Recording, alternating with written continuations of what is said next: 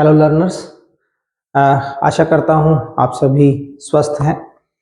तो आइए लोकतांत्रिक राजनीति भाग 2 पुस्तक का हम तीसरा पाठ जाति, धर्म और लैंगिक मसले शुरू करते हैं। आज की इस वीडियो में हम लैंगिक विषय, लैंगिक मसलों पर बात करेंगे। देखिए, ये जो विषय है इसे हम आम जीवन में अनुभव करते हैं। हम अपने घरों में, अपने समाज में अगर थोड़े से भी ऑब्जर्वेशन के प्रोसेस को फॉलो करते हैं तो हम बहुत सारी चीजें इधर उधर देखते हैं। ठीक है, उन अनुभवों को इकट्ठा कीजिएगा और ये बहुत ही आसान चैप्टर है, बहुत आसान चैप्टर है। ध्यान दीजिएगा, थोड़ा सा जो आपने देखा सीखा उसको यूज करने का। तो आइए शुरू करते हैं हम सबसे पहले लिंग विभाजन की। प्यारे बच्चों, देखिए, समाज में विभाजन होना कोई बुरी बात नहीं है। चाहे वो जाति के आधार पर हो, धर्म के आधार पर हो या लिंग के आधार पर हो, विभाजन हो गया चलेगा। लेकिन अगर वो सामाजिक विभाजन बदल रहा है सामाजिक असमानता में, भेदभाव में, शोषण में, उत्पीड़न में, तो कहीं ना कहीं वो गलत है। ठीक है, तो हमने लिंग के आधार पर एक जैविक बनावट पुरुष और महिला की होती है। भगवान जी ने पुरुष की जो शारीरिक बनावट बनाई है वो अलग है, महिला की जो शारीरिक बनावट है वो अलग है। वो जो अंतर किया वो भगवान जी ने किया, वो एक जैविक अंतर है, बायोलॉजिकल है, प्रकृति की देन है। लेकिन जैसे जैसे हमारा समाज बना हमने भी कुछ डिफरेंसेस किए। वर्तमान स्थितियों को समझते हैं। समाज में श्रम का लिंग विभाजन किया गया। इसके अनुसार क्या था? समाज में श्रम का लिंग विभाजन क्या है? इसके अनुसार महिलाओं को घर का काम करना है, यहां तक सीमित किया गया, और पुरुषों को घर से बाहर के काम संभालने हैं, यहां तक का अधिकार दिया गया। अब विभाजन हुआ और अब इससे एक शोषण के रूप में बदला। कैसे? महिलाएं सिर्फ घर तक सीमित रह गई और पुरुष का जो दायरा है वो समाज में बाहर तक पहुंचा। उसका नतीजा ये निकला कि हमारा जो समाज है वो कहीं ना कहीं पितृ सत्तात्मक होने लगा, जिसका शाब्दिक अर्थ है पितृ सत्तात्मक, पापा का शासन, पिता का शासन। और अगर इसके शाब्दिक रूप की बजाय इसे सामाजिक रूप से देखा जाए तो समाज में निर्णय लेने का अधिकार, परिवार में निर्णय लेने का अधिकार पुरुषों को दे दिया गया। ठीक है, अब ये जो है ये कहीं ना कहीं आप एहसास करोगे, कहीं ना कहीं आपको महसूस होगा कि ये असमानता है।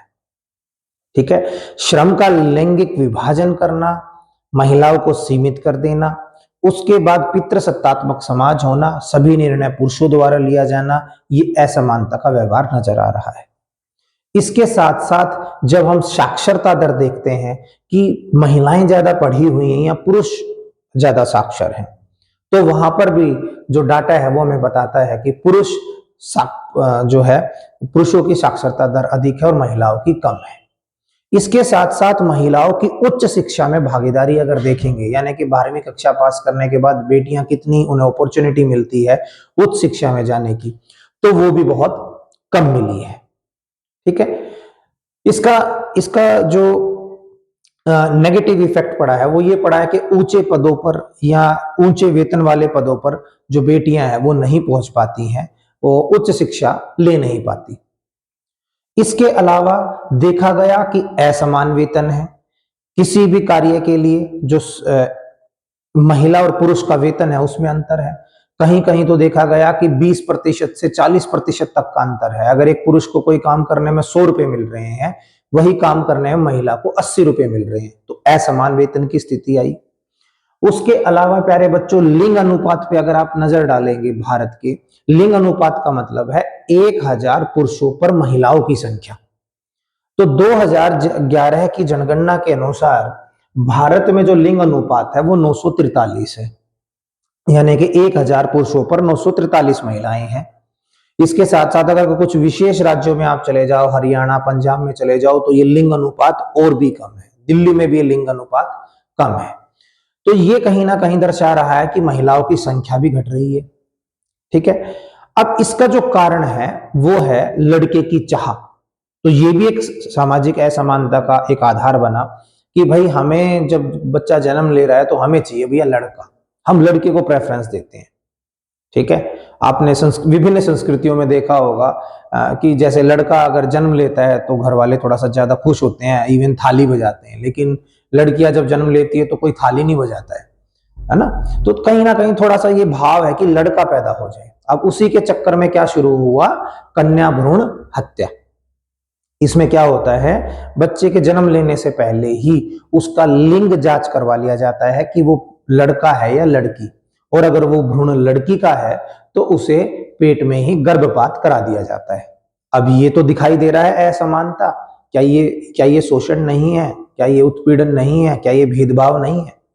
इसके साथ साथ घरेलू हिंसा, ये हम आमतौर पर देख सकते हैं। मैंने इसीलिए कहा इस चैप्टर को समझना है तो थोड़ा सा ना अपनी ऑब्जर्वेशन को बढ़ाओ, अपने ज्ञान का प्रयोग करो। घरेलू हिंसा भी देखी जा सकती है, जहां पर महिलाओं के साथ शारीरिक जो है उनका उत्पीड़न होता है।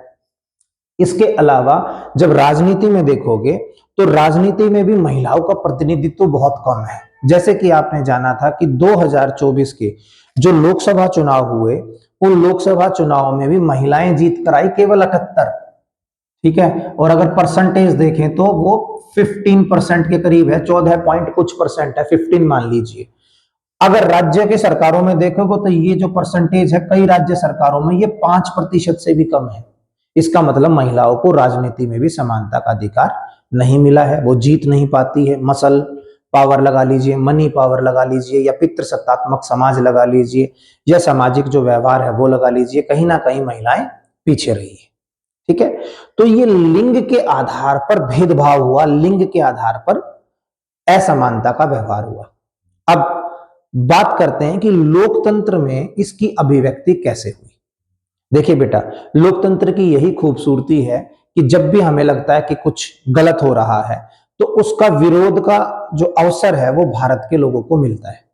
और जब महिलाओं के साथ गलत हुआ, महिलाओं के साथ असमानता का व्यवहार हुआ, तो कुछ महिला और पुरुष ऐसे थे जो मानते हैं कि महिलाओं को और पुरुषों को समान अधिकार मिलने चाहिए, दोनों ही जेंडर इक्वल है, राइट, इक्वल राइट्स में उन्होंने बिलीव किया।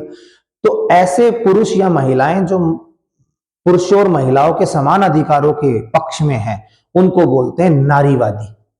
तो उन नारीवादी पुरुष और महिलाओं ने आंदोलन किए। अब लोकतंत्र में अभिव्यक्ति का मौका मिला, अभिव्यक्ति हुई। अब देखिएगा लोकतंत्र में इसके लिए क्या कदम उठाए जाएंगे। कदम क्या क्या उठाए गए? सबसे पहले जब हम आजाद हुए तो संविधान में कहा गया कि समानता का अधिकार, अनुच्छेद 14 से अनुच्छेद 18। ठीक है, इसके अंतर्गत उन्होंने क्या किया, भैया देखो सभी के साथ समान व्यवहार होना चाहिए। ठीक है, सभी को काम करने का अधिकार है, राइट टू वर्क है सभी को, महिलाओं को भी और पुरुषों को भी। तो महिलाएं भी घर से बाहर जाकर काम कर सकती है। तो इन समस्याओं का निदान किया गया। दोनों को ही पढ़ने का अधिकार मिला, लड़के भी पढ़ सकते हैं, लड़कियां भी पढ़ सकती हैं। इसके साथ साथ जो हमारा जाति लिंग अनुपात का इशू था, जिसमें कन्या भ्रूण हत्या के कारण महिलाओं की संख्या घट रही थी, हमने उस पर भी बैन लगाया। उसके लिए हमने गर्भाधान पूर्व और प्रसव पूर्व निदान तकनीक अधिनियम 1994 में सरकार ने पास किया। इसके अंतर्गत कन्या भ्रूण हत्या को जो है अपराध घोषित किया गया। ठीक है, ये अब एक क्राइम है। अगर कोई भी व्यक्ति अपने गर्भ में बच्चे की लिंग की जांच करवाता है और उस बच्चे को मार देता है, ठीक है, तो वो क्या है, एक अपराध है भारत में। इसके साथ साथ जो घरेलू हिंसा है, यानी कि जो महिलाओं के साथ शारीरिक उत्पीड़न घरों में होता था, कई बार हम देखते थे कि पुरुष पीट देते थे, उनकी पिटाई करते, बुरी तरीके से उन्हें मारते थे। कहीं ना कहीं घरेलू हिंसा में महिला संरक्षण को देने के लिए एक अधिनियम बनाया गया था 2005 में, जिसके अंतर्गत घरेलू हिंसा को भी गैर कानूनी घोषित किया गया। वो भी एक क्राइम है। एक पति अपनी पत्नी को शारीरिक रूप से प्रताड़ित नहीं कर सकता, उसके साथ मारपिटाई नहीं कर सकता। अगर वो ऐसा करता है तो उसे क्रिमिनल की कैटेगरी में डाला जाएगा। इसके साथ साथ महिलाओं का राजनीतिक प्रतिनिधित्व को बढ़ाने के लिए, प्यारे बच्चों, आपने जाना था कि भारत में जब तृतीय स्तर की सरकार बनी, जिसे स्थानीय शासन की सरकार कहते हैं, सरपंच, नगर पालिका, नगर निगम, उनमें महिलाओं के लिए चुनाव क्षेत्र आरक्षित कर दिए गए कि भाई कम से कम 1/3 यानी कि लगभग 33% जो सीटें होंगी वो महिलाओं को दे दी गई। वहां से सिर्फ महिलाएं ही जीतेंगी। ठीक है। इसके साथ साथ राज्यसभा में और राज्य सरकारों की जो विधानसभा है उनमें और लोकसभा में भी महिलाओं को आरक्षण दिया गया है। 2023 में यह निर्णय लिया गया था और 2025 की जनगणना के बाद, वर्ष 2026 से जब जनगणना के बाद परिसीमन हो जाएगा तो ये कानून लागू होगा और आने वाले लोकसभा चुनाव 2029 में होंगे, उनमें आप देखेंगे कि महिलाओं को 33% सीटें रिजर्व कर दी गई हैं। 1/3, 1/3 महिलाएं चुनाव लड़ेंगी। ठीक है। तो कहीं ना कहीं महिलाओं को राजनीतिक प्रतिनिधित्व भी दिया गया। तो प्यारे बच्चों, आज की इस वीडियो में जो कंटेंट है वो यही है कि लिंग के आधार पर हमने विभाजन किया, ठीक है, लेकिन जो असमानता का व्यवहार हुआ वो गलत है। फिर क्या बन जाता है? वो लैंगिक मसला बन गया, अब एक इश्यू बन गया वो। ठीक है। अब उस इश्यू को कैसे अभिव्यक्त किया गया लोकतंत्र में और उसको सुलझाने के लिए क्या क्या कदम उठाए गए। अब इन कदमों को उठाने के बाद कहीं ना कहीं महिलाएं ये महसूस करेंगी कि लोकतंत्र में उनके लोकतांत्रिक जो सरकार है या लोकतंत्र है वो महिलाओं के प्रति भी संवेदनशील है और कहीं ना कहीं ये दोनों लिंग, पुरुष और महिलाएं, लोकतांत्रिक देश में खुशहाल तरीके से रह पाएंगे। आशा करता हूं आपकी समझ आया होगा। जय हिंद, जय भारत।